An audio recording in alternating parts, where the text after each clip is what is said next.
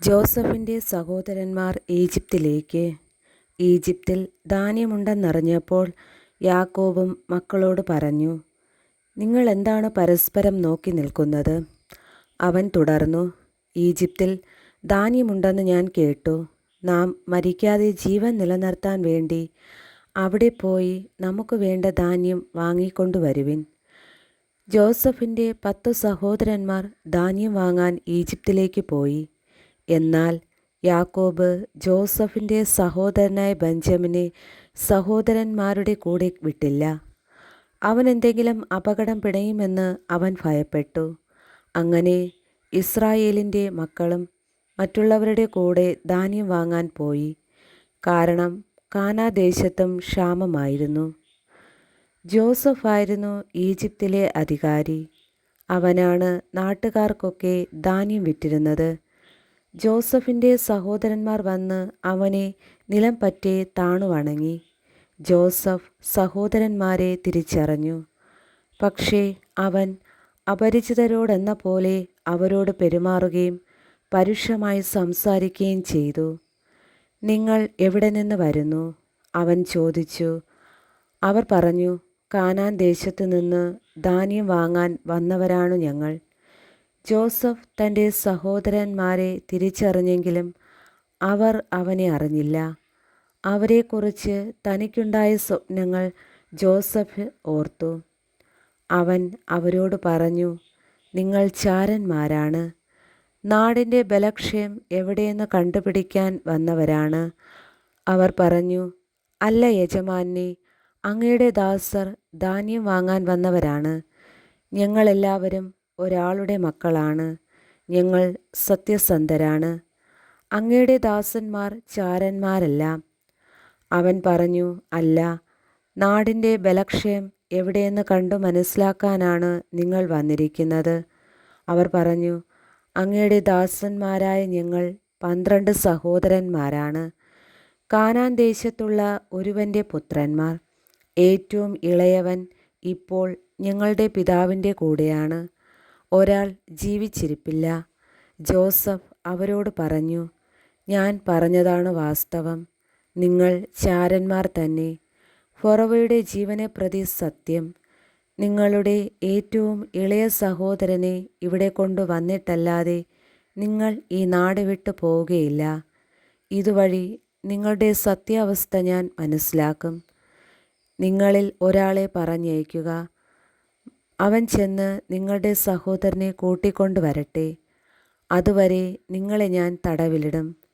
അങ്ങനെ നിങ്ങളുടെ വാക്കുകൾ ശരിയാണെന്നും നിങ്ങൾ സത്യസന്ധരാണെന്നും തെളിയിക്കപ്പെടണം. അല്ലെങ്കിൽ ഫറവോയുടെ ജീവനാണേ സത്യം, നിങ്ങൾ ചാരന്മാരാണ്. അവൻ അവരെയെല്ലാം 3 ദിവസം തടവിൽ പാർപ്പിച്ചു. 3-ാം ദിവസം ജോസഫ് അവരോട് പറഞ്ഞു, ഞാൻ പറയുന്നത് പോലെ ചെയ്യുക, എങ്കിൽ നിങ്ങൾ ജീവിക്കും. കാരണം ദൈവഭയമുള്ളവനാണ് ഞാൻ.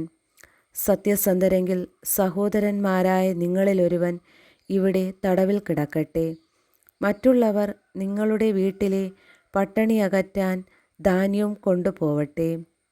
നിങ്ങളുടെ ഇളയ സഹോദരനെ എൻ്റെ അടുക്കൽ കൊണ്ടുവരിക. അപ്പോൾ നിങ്ങൾ പറയുന്നത് നേരെന്ന് തെളിയും.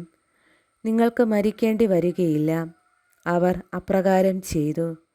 അവർ തമ്മിൽ പറഞ്ഞു, ഇത് നമ്മുടെ സഹോദരനോട് നാം ചെയ്തതിൻ്റെ ഫലമാണ്. തീർച്ച അവൻ അന്ന് കേണപേക്ഷിച്ചിട്ടും അവൻ്റെ പ്രാണസങ്കടം കണ്ടിട്ടും നമ്മൾ അവന് ചെവി കൊടുത്തില്ല. അതുകൊണ്ടാണ് ഈ ദുരിതം നമുക്കിപ്പോൾ വന്നിരിക്കുന്നത്. അപ്പോൾ റൂബൻ പറഞ്ഞു, കുട്ടിക്കെതിരെ തെറ്റു ചെയ്യരുതെന്ന് ഞാൻ അന്ന് പറഞ്ഞില്ലേ? നിങ്ങളത് കേട്ടില്ല. അവൻ്റെ രക്തം ഇപ്പോൾ പകരം ചോദിക്കുകയാണ്. തങ്ങൾ പറഞ്ഞത് ജോസഫിന് മനസ്സിലായെന്ന് അവർ അറിഞ്ഞില്ല. കാരണം ഒരു ദ്വിഭാഷിയുടെ സഹായത്തോടെയാണ് അവർ ജോസഫുമായി സംസാരിച്ചത്. ജോസഫ് അവരുടെ അടുത്ത് നിന്ന് മാറിപ്പോയി കരഞ്ഞു. തിരിച്ചു വന്ന് അവരുമായി സംസാരിച്ചു. അവരുടെ കൂട്ടത്തിൽ നിന്ന് അവർ കാൺകെ ശിമയോനെ പിടിച്ച് ബന്ധിച്ചു.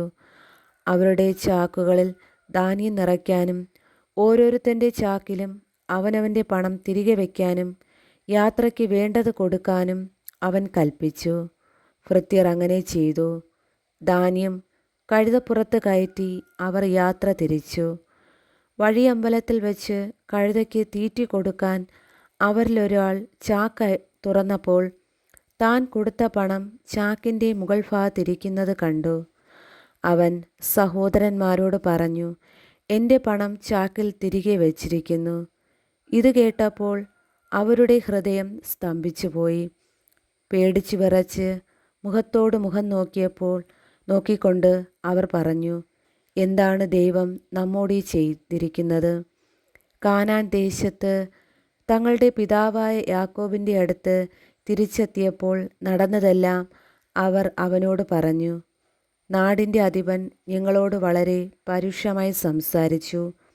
നാട്ടിൽ ചാരവൃത്തിക്കെതിരെ എത്തിയവരായി അവൻ ഞങ്ങളെ കണക്കാക്കി. ഞങ്ങൾ അവനോട് പറഞ്ഞു, ഞങ്ങൾ സത്യസന്ധരാണ്. ചാരന്മാരെല്ലാം ഒരേ പിതാവിൻ്റെ പുത്രന്മാരായ 12 സഹോദരന്മാരാണ് ഞങ്ങൾ. ഒരുവൻ ജീവിച്ചിരിപ്പില്ല. ഇളയവൻ കാനാൻ ദേശത്ത് പിതാവിൻ്റെ കൂടെയുണ്ട്. അപ്പോൾ നാടിൻ്റെ അധിപനായ ആ മനുഷ്യൻ പറഞ്ഞു, നിങ്ങൾ സത്യസന്ധരാണോ എന്ന് എനിക്കറിയാൻ വേണ്ടി നിങ്ങളിൽ ഒരാളെ എൻ്റെ അടുത്ത് നിർത്തുവിൻ. മറ്റുള്ളവർ വീട്ടിലെ ക്ഷാമമകറ്റാൻ ധാന്യം വാങ്ങിക്കൊണ്ടു പോകുവിൻ.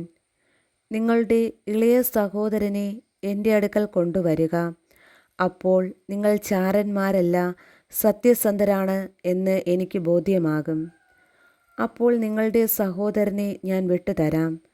നിങ്ങൾക്ക് ഈ നാട്ടിൽ കച്ചവടം നടത്തുകയുമാകാം. അവർ ചാക്കഴിച്ച് ധാന്യം കുടഞ്ഞപ്പോൾ ഓരോരുത്തൻ്റെയും പണക്കിഴി അവനവൻ്റെ ചാക്കിലുണ്ടായിരുന്നു. അവരും അവരുടെ പിതാവും ഇത് കണ്ട് ഭയപ്പെട്ടു. യാക്കോബ് വിലപിച്ചു, എൻ്റെ മക്കളെ നിങ്ങൾ എനിക്ക് നഷ്ടപ്പെടുത്തി. ജോസഫ് നഷ്ടപ്പെട്ടു, ശിമിയോനും പോയി. ഇനി നിങ്ങൾ ബെഞ്ചമിനെയും കൊണ്ടുപോകും. എല്ലാം എനിക്ക് പ്രതികൂലമായിരിക്കുന്നു. റൂബൻ പിതാവിനോട് പറഞ്ഞു, ഞാൻ അവനെ തിരികെ കൊണ്ടുവന്നില്ലെങ്കിൽ എൻ്റെ മക്കളെ 2 പേരെയും കൊന്നുകൊള്ളുക. അവനെ എൻ്റെ കയ്യിലേൽപ്പിക്കുക. ഞാൻ അവനെ അങ്ങയുടെ അടുത്ത് തിരികെ കൊണ്ടുവന്നു കൊള്ളാം. യാക്കോബ് മറുപടി പറഞ്ഞു, എൻ്റെ മകൻ നിങ്ങളുടെ കൂടെ പോരില്ല. അവൻ്റെ സഹോദരൻ മരിച്ചുപോയി. ഇനി അവൻ മാത്രമേ ഉള്ളൂ. വഴിക്ക് വെച്ച് അവൻ എന്തെങ്കിലും സംഭവിച്ചാൽ തല നരച്ച് എന്നെ നിങ്ങൾ ദുഃഖത്തോടെ പാതാളത്തിലേക്ക് തള്ളിവിടും.